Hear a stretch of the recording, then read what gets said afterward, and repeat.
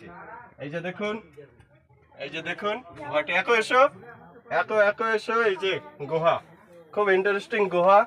এই যে দেখুন, এখন চলে এসো, আমরা দেখি।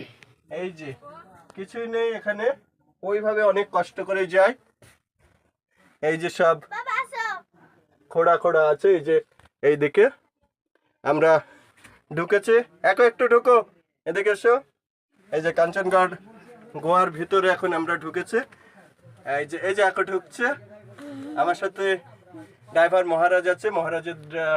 মহারাজ ভিডিও তুলছে। এখন হ্যাঁ, এই যে মহারাজ আছে। আমরা এই জায়গাটা অনেকদিন মানে এসেছে, কিন্তু ভিতরে ঢুকতে পাইনি।